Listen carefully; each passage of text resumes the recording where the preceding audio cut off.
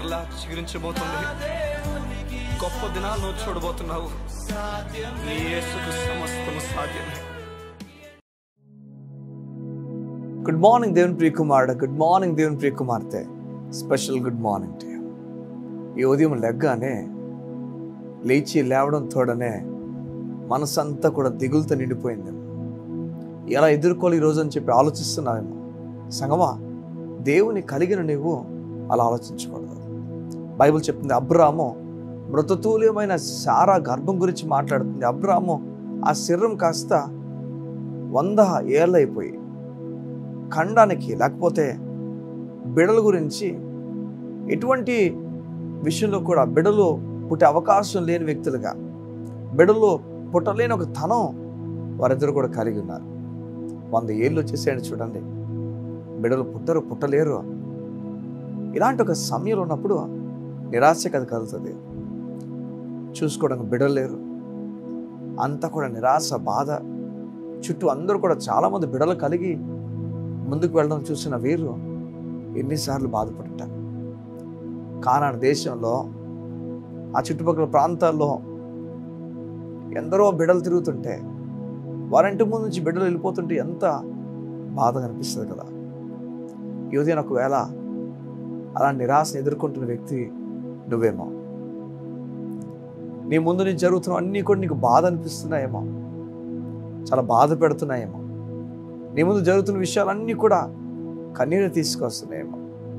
దేవుడు నీకు చెప్తున్నాడు, నీకు ద్వారాలు తెరవబోతున్నాడు, నీ గొప్ప కార్యం చేయబోతున్నాడు. చూడండి, అబ్రాహాం గురించి ఒకసారి ఆలోచించండి. అసలు బిడ్డలు పుట్టే అవకాశం ఉందా? లేదు సంగమా, పుట్టే అవకాశం లేనే లేదు. ఈరోజు కూడా డాక్టర్స్ ఎంతమంది ఆశ్చర్యపోతున్నారు తెలుసా? ఏ విషయాలు అడుగుతారా?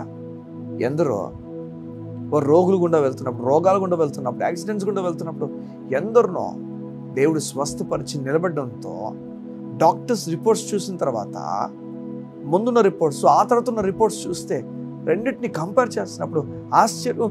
ఈ వ్యక్తి కాదు, ఈ వ్యక్తి కాదని చెప్పి, ఈ వ్యక్తి కానే కాదని చెప్పి వారు ఆశ్చర్యపోతున్నారు. వారు ఆశ్చర్యంతో మాట్లాడుతున్నారు. ఎందుకలా మాట్లాడుతున్నారంటే కారణం, దేవుడు ఇలా రోగం కలిగిన వ్యక్తిని పూర్తిగా స్వస్థపరచటం. క్యాన్సర్ రోగాలతో వారు స్వస్థపరచబడ్డారు, దీర్ఘకాలపు రోగాలతో వారు స్వస్థపరచబడ్డారు. దేవుడు నీకు చెప్తున్నాడు, నిన్ను కూడా దేవుడు స్వస్థపరచబోతున్నాడు. బ్రదర్, నన్ను స్వస్థపరుస్తాడా? అమ్మా, ఒక మాట చెప్పండి, తన కుమారుని నీ పాపం కొరకు వదిలేసుకుని ఎలా వదిలేస్తాడు చెప్పండి? నీ పాప విషయమై తన కొడుకును అంత దారుణంగా నలగొట్టేసినాడు, ఎలా వదిలేస్తాడమ్మా? నేను వదలడు. నేను స్వస్థపరచబోతున్నాడు, నీ అప్పు తీర్చబోతున్నాడు. ఎలా తీరుస్తాడు బ్రదర్? నేను తప్పు చేశాను కదా. మీకు మాట చెప్పరా? ఈ తప్పైన కుమారుడు ఇష్టానుసారంగా వెళ్ళిపోయి ఒకవేళ అప్పు చేసేసి వచ్చేసి ఉంటే తండ్రి తీర్చుండేవాడు కాదా? తండ్రి తీర్చుండేవాడు కాదా? ఈ ఉదయం దేవునితో మాట్లాడుతున్నాడు, నీ అప్పును కూడా ఆయన తీరుస్తాడు. ఈరోజు విరిగిపోయిన ఒక గ్లాస్ నువ్వేమో, విరిగిపోయిన ఒక పాత్ర నువ్వేమో, దాన్ని దేవుడు తీసుకొని బెస్ట్ పాత్రగా మార్చబోతున్నాడు. ఎవరిని మాట్లాడుతున్నప్పుడు నేను నమ్ముతున్నాను, దేవుడు నీతో మాట్లాడుతున్నాడు. నా హృదయం అయితే కదిలించబడుతుంది ఈ విషయాలు మాట్లాడుతున్నప్పుడు. నేను దేవుడు వాడుకోలు సేవలో బలమైన పాత్రను మారని దేవుడు కోరుతున్నాడు. సంగమా, యువతి అన్న, మృతతుల్యమైపోయిన సారా గర్భం కానీ, మృతమైపోయిన అబ్రాము శరీరం అయితే, ఇక పనికిరాదు బిడ్డల ఖండానికన్నా శరీరాలు రెండు కూడా దేవుడు రెన్యూవల్ చేశాడు. నిన్ను కూడా దేవుడు రెన్యూవల్ చేయడానికి ఇష్టపడుతున్నాడు. నూతనంగా మార్చబోతున్నాడు. నూతన కార్యాలు నీకు జరగబోతున్నాయి. కళ్ళు మూసుకుంటావా? యువతి నీ గురించి ప్రార్థన చేస్తాను.